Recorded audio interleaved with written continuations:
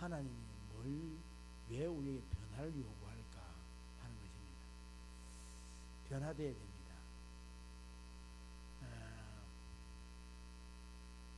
장애자를 데려오는 자녀들을 데리고 있는 부모님들 보면 이런 이야기를 합니다. 내가 하루라도 더 먼저 오래 살아야 될 건데 이 이야기들을 합니다. 참 피 맺히는 소리죠. 그렇게 안 되니까. 왜? 혼자서 살아갈 수 없으니까. 한 여인이 있었는데 이 여인이 사고로 인해 가지고 두 눈을 멀게 됐답니다. 두 눈이 멀은데 그래 남편이 덜 불쌍하게 생각을 하고 이 아내를 손을 잡고 어디 갈 때마다 불평함 없이 아내를 덜 항상 이렇게 보호하고 지키고 함께 동행했어요.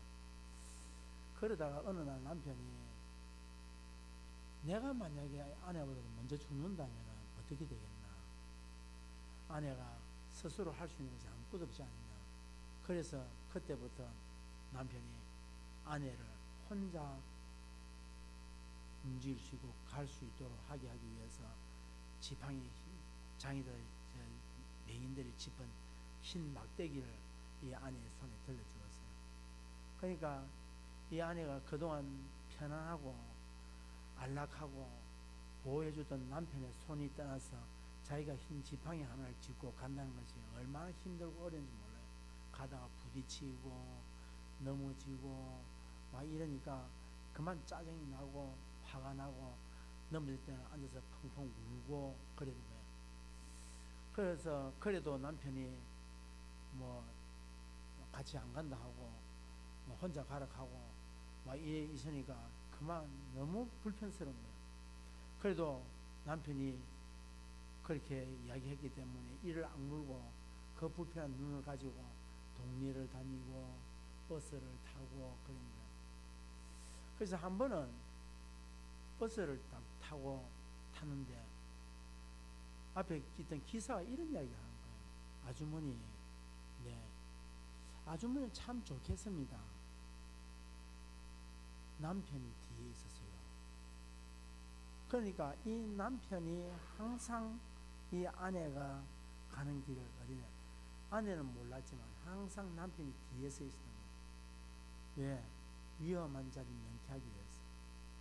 여러분 아셔야 됩니다. 하나님이 우리를 변화시키기 위해서 우리에게 넘어지기도 하고 깨어지기도 하고 자빠지기도 하고 그렇게 하지만 하나님은 언제나 우리가 더 이상 어려움을 당하지 않도록 하나님이 우리의 배후에서 우리를 지키고 있다는 사실을 잊지 마시길 바랍니다. 왜? 변화는 돼야 되기 때문에, 변화되지 않으면 안 되기 때문에 하나님이 우리에게 그렇게 변화되기를 원합니다. 여러분, 우리가 살다 보면 사람들이 익숙한 것을 참 좋아해요. 익숙한 것이 편리하거든요. 저도 늘 다니는 도로에 다니면, 차를 다니면 익숙하니까 그 길을 잘 가요. 잘 가는데 때로는 그 길이 막혔다, 고속도로 그 길이 막혔다 해도 다른 길로 가기가 잘 안 가려고 하는 거예요. 왜? 내가 다니던 이 도로가 막히었지만 이 도로가 편리하고 내게 안전할 것이라고 생각을 하고 그래서 편리하기 때문에 갑니다. 다른 길로 하면 빨리 갈 수 있어요. 그런데 그 길이 모르니까 편리하지 않으니까 안 갑니다. 여러분 그렇습니다. 사람들이 익숙하고 편한 것을 좋아하는 이유가 뭘까요? 익숙하고 편한 것을 좋아하는 이유가 뭘까요? 변화되기 싫어서 그렇습니다. 도전. 여러분 도전이 참 말은 좋지만 도전이 참 되기 어렵습니다. 왜냐니까 불편하잖아요. 익숙하지 못하잖아요. 그러니까 뭡니까? 사람은 변화되어야 된다 말을 하면서도 나는 변하지 아니하고 다른 사람이 변하기를 원하고 있는 거예요. 네가 변해라는 거예요. 나는 안 변하고 당신이 변해야 된다는 거예요. 그래서 싸우는 거예요. 지금 여러분 정치권이나 사회 가정이 있으나 공동체가 싸우는 이유가 뭡니까? 나는 안 변하고 네가 좀 변해라는 거예요. 네가. 네가 변해야 된다는 거야. 그렇게 그게 왜냐 나는 변하기 싫거든. 변한다는 것이 너무 힘들고 어려운 것입니다. 여러분 변하는 시간이 많이 걸려요. 그래서 많은 사람들이 변하고 싶은 마음은 있지만 익숙한 자리에 그대로 머물고 싶어요. 익숙한 자리에 머물면서 분명히 이유는 편하다는 거예요. 여러분 한번 가만히 보세요. 내가 막 그만 놔두라. 여기가 막 좋다. 내 하는데 내두라. 여러분 고치려고 고치게 만들려고 하면 힘들어요. 힘들어요. 옛날에 저희들이 왼손잡이를 지금은 왼손으로 식사하고 왼손으로 칼질하고 왼손을 사용하는 사람이 많지만 옛날에는 왼손잡이를 부모님들이 굉장히 싫어했어요. 특히 이스라엘은 왼손잡이는 장이 잘 치고 굉장히 사람을 인정을 안 해준다고. 그러니까 어떤 거니까 왼손을 먹지 말고 오른손을 먹으라고 그렇게 때리기도 하고 그래요. 그만큼 한번 바꾼다는 것이 힘들고 어렵습니다. 나의 삶 가운데서 일어나는 작은 변화들이 아무것도 아닌 것 같아도 그것이 굉장히 영향력을 미친다는 사실을 아셔야 됩니다. 나의 변화는 다른 사람에게 영향을 미칩니다. 그 변화가 하나님의 영광을 나타내는 일입니다. 그래서 바울은 참 그 변화의 정인입니다. 우리에게 바울의 변화가 참 엄청나죠. 바울은 아마 세상에서 가장 크게 바뀐 사람이 바울이 아닐까라는 생각이 듭니다. 바울이 다메섹 도상에서 부활의 주님을 만나고 난 다음에 그 변하죠. 그래서 그가 아라비아로 갔다가 다메섹으로 돌아오는 그 시간까지가 약 3년 동안입니다. 3년 동안에 우리 같으면 신학교에서 신학 체계를 세웠다라고 할 만큼 복음에 대한 체계를 열정적으로 세웠던 분이 바로 이 바울입니다. 그래서 바울은 이 다메섹 도상에서 주님을 만나고 난 다음에 변화됐는데 그때 사람들이 바울을 변화됐다니 인정을 안 하려고 그래요. 예루살렘 안 갔습니다. 왜 인정을? 거기에 예루살렘에는 사도들이 다 있었는데 그 사도들이 가면 바울은 뭐냐면 예수 믿는 사람을 잡아 죽이고 예수 믿는 사람을 감옥에 가두고 예수 믿는 사람에 대해서 굉장히 핍박을 많이 하는 사람으로 알고 있기 때문입니다. 그래서 바울은 어디였냐? 주위의 사람들로부터 굉장히 무서운 사람들로 그리고 율법에 철저한 사람, 율법을 어기면 바울 앞에서 용납이 안 된다는 사실을 알고 있었던 것입니다. 그러니까 바울이 예수님 만나고 변화됐다는 게 사람들이 안 믿는 거예요. 저 사람 저래 속여가지고 우리를 감옥에서 보내기 위해서 바울이 변화됐다 이야기를 한다. 그 사람들은 그렇게 얘기합니다. 그러니까 바울이 그렇게 변했다 할지라도 사람들이 안 믿으니까 바울이 참 고통스러워요. 그래서 예루살렘 못 갔습니다. 그 뒤에 바울을 누가? 바나바가 인정한 거예요. 사랑하는 성도 여러분, 우리가 살아가면서 우리 주위의 사람들이 이 교회를 그리고 성도 간에 또 좋은 교회를 만드는 것은 좋은 목회자를 만들고 좋은 성도를 만드는 것은 뭐냐? 바로 우리가 하는 거예요. 내가 하는 거예요. 옆에서 내가 우리 교회를 누가? 내가 밖에 나가서 인정을 하고 내가 보호하고 내가 대변인이 되어줘야 됩니다. 그래야 교회가 좋은 교회 됩니다. 목회자 좋은 목회자 된다는 것은 뭡니까? 성도들이 대변을 해주는 겁니다. 자, 성도들이 목회자 지도자를 대변을 안 해주면 어떻게 됩니까? 대변해 줄 사람이 없습니다. 아내가 남편을 대변 안 해주면 누가 해주겠습니까? 남편이 아내를, 자녀가 부모를, 부모가 자식을, 교회가 성도가 교회를. 여러분, 자기 지도자를 욕하는 만큼 그만큼 여러분 사람 덜됨이 없어요. 자기 부모를 욕한 만큼 그만큼 덜됨이 없다고. 자기 형제를 욕한 만큼 덜됨이 없다고. 여러분 보십시오. 자기의 형제를 칭찬하고 자랑하는 사람은 다른 사람도 그렇게 본다. 그러니까 우리 집 안에 있는 강아지를 이쁘게 해주는 사람 좋아해주면 그 강아지 밖에 나가도 민물도 사람들에게 인정받고 사랑받는 겁니다. 그러지 않는데 어떻게 합니까?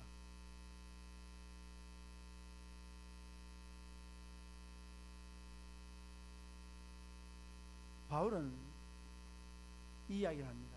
내가 전한 복음은 내가 어디서 배웠거나 사람들로부터 말미암은 것이 아니라 예수님의 계시로 말미암아 됐다.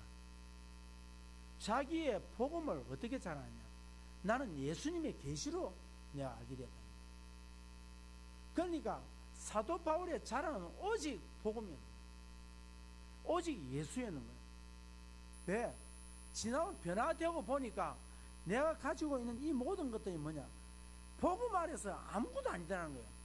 복음 안에서 내가 자랑했고 내가 배웠고 내가 잘나고 세상에서 내가 드러낼 만했던 그 모든 것들 지나고 보니까 이 복음에 비해 보니까 아무것도 아니다는 거예요. 그런데 우리는 어떠냐? 사도 바울이 아무것도 아니라고 버린 배설물을 가지고 싸우는 거예요. 배설물로 가지고.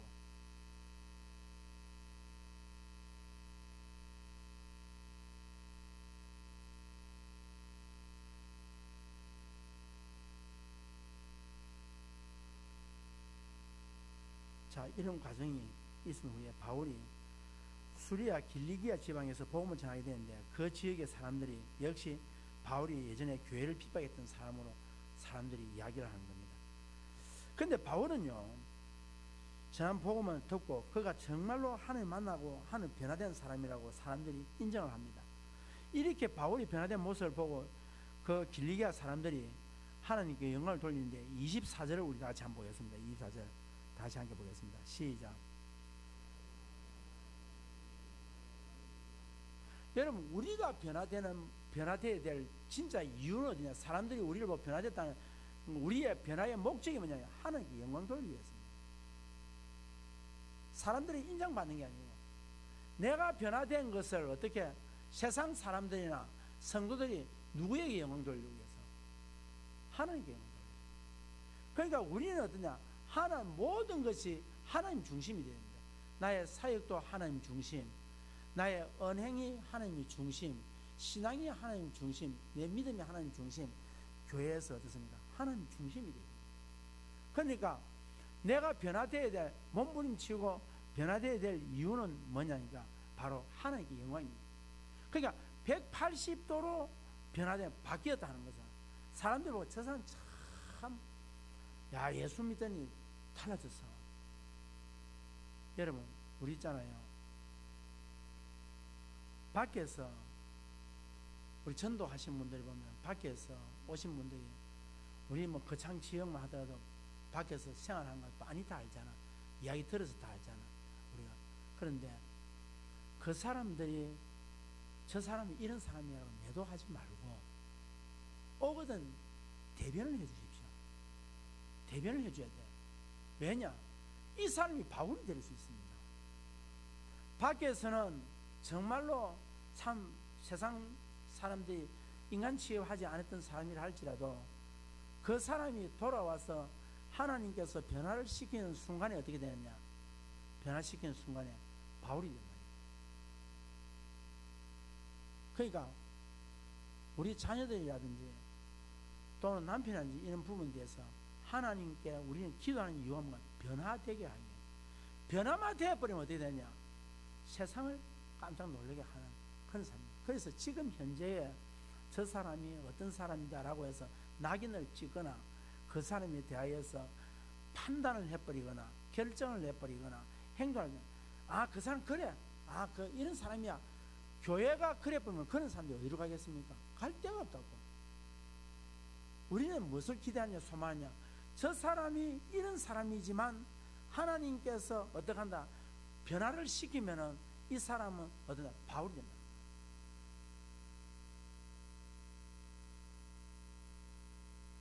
여러분, 세상 속에서 변화되지 않아도 될 사람들이 있습니까? 전부 다 변해야 됩니다. 저도 역시 마찬가지입니다. 변화가 완성된 사람도 아무도 없습니다. 하나님 앞에 설 때까지 우리는 뭐냐? 성화되어 간다. 이 말은 변화되어 간단 말이에요. 아까 제가 오전 전에 설교 시간에 그 얘기죠. 우리 자꾸 잊어버린다. 제가 가만히 생각해 보니까 잊어버려야 되겠더라고.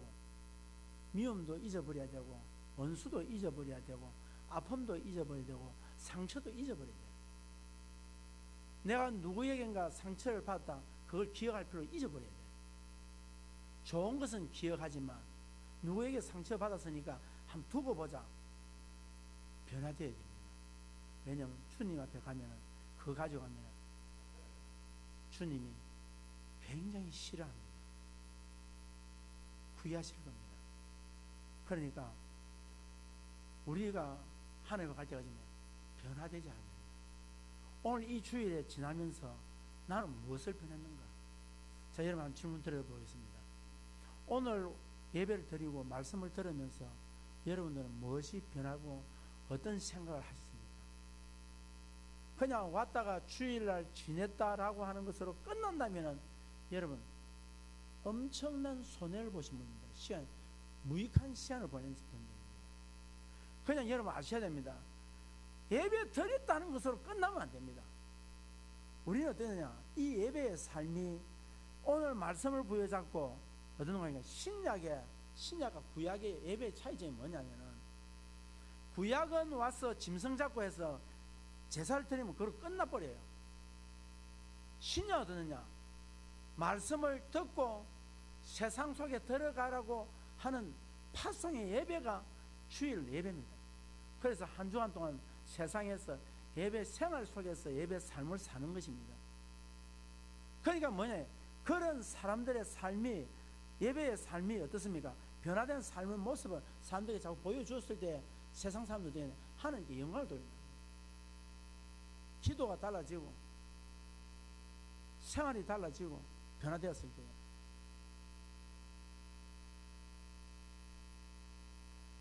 바울은 로마서 12장 2절에서 이렇게 말씀합니다. 이 세대를 본받지 말고 오직 마음을 새롭게 하여 변화를 받아 하나님의 선하시고 기뻐하시고 온전하신 뜻이 무엇인지 분별하라. 여러분 예배 듣는 설교 듣는 것도 달라야 합니다. 변화되어야 됩니다. 지난주까지는 답답하고 마음이 문이 닫혀버리고 설교가 듣기지 않았다면 정말로 몸부림치면서 설교가 들려지고 그 말씀이 내게 떨어졌을 때 30배, 60배, 100배 말씀으로 맺혀지지 아니하면 안 되게 되어 있습니다. 그러면 10년, 20년, 30년 다녀도 뭐만 배웁니까? 배우지 말아야 될 것만 배우더라고. 저는 그걸 봅니다. 어떤 사람은 변화되어서 가는 모습을 볼 때 얼마나 좋아요. 여러분 아기 우는 게 아기 우는 소리가 들리면 참 좋아요. 요즘 와서 자식이 없는 집안에 아기가 울리면 아우 이쁘다. 우리 야엘이 보니까 모든 성도들이 좋아서 막 기니까 좋아가지고 서로 안아주려고 하고 이쁘다 하고 막 그랬잖아요. 그런데 예를 들어서 라헬이 20년 됐는데도 그렇게 꾹꾹 기어다니면서 일하고 20년이 되고 30년이 됐는데도 그래갖고 무릎 꾹꾹 기어다니면서 일하면 여러분들이 아이고 이쁘다, 아이고 어째게 이렇게 살기 하얗고 좋노 하고 안아줄 사람이 있습니까? 박혜정 집사님. 라헬이 잘 안고 다니더라고, 우리 신손 집사님하고. 그런데 20년이 되고 30년이 되어도 그 모습 그대로 있다면은 뭐라 하겠습니까, 여러분? 아이고 우리 정성원 집사님 골병이다. 계산을 그럴 겁니다. 골병입니다. 보통 문제가 아니라니까. 보통 문제가 아니라니까.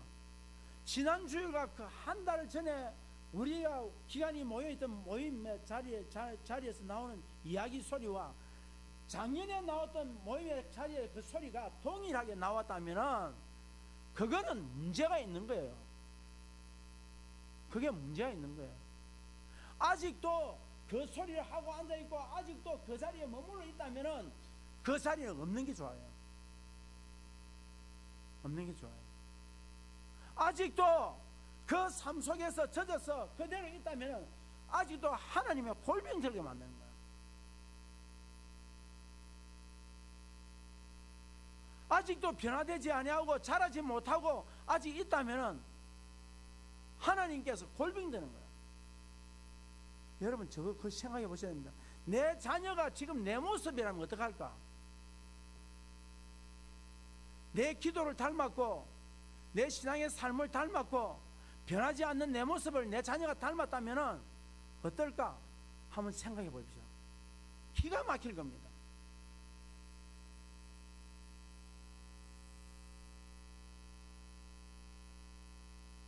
적어도 어떤 문제가 있으면 함께 기도하자. 그 기도해 보니까 참 이렇더라. 하나님께서 기도 가운데 이런 말씀을 하시더라. 적어도 20년이 되고 30년이 되면은 하나님의 뜻에 맞추려고 몸부림치고 그 뜻을 발견해서 후손들에게 이야기할 수 없다면 이게 어떻게 되겠습니까? 여러분, 하나님께서 원하시는 사람이 되기 위해서 변화하려는 사람에게는 하나님의 뜻이 무엇인지를 분별하게 되고 그 뜻대로 살려고 몸부림칩니다. 그런데 여러분, 많은 사람들이 어떠느냐, 자신은 변화되지 않으려고 합니다. 뭐냐, 자신은 옳다고 생각합니다. 이야기를 가만히 들어보면 정작 변할 사람은 바로 당신이라는 사실을 아셔야 돼요. 정작 변할 사람, 정작 변화는 누가 됩니까? 말하고 있는 내 자신이 변해야 된다는 거예요. 그런데 뭐냐, 자꾸 저 사람 당신이 변하라는 거예요. 당신이 변하라는 거예요. 그런데 놀랍게도 변하라고 하는 그 사람이 문제더라니까. 그 사람 때문에 시끄럽다니까. 그 사람 때문에 공동체가, 여러분 보십시오. 정치권 보십시오. 지금 한번 보십시오. 변화라고 했던 사람, 정의라고 했던 사람, 공의라고 했던 사람, 그 사람들이 정의롭게 돼야 되고 공의롭게 돼야 된다는 거예요.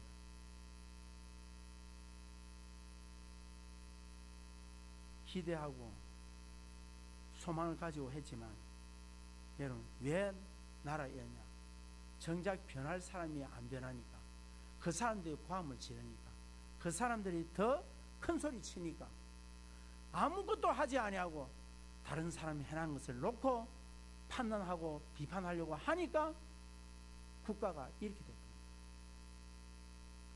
이 이야기는 제가 하지 않아도 여러분들이 더 알 겁니다. 땡겨옵시다. 땡겨와서 우리 교회에서 나의 모습은 어떠느냐, 더 땡겨와서 내 가정에서 나의 모습은 어떠냐는 거예요. 바로 이겁니다. 여기에 자유로울 분이 있습니까?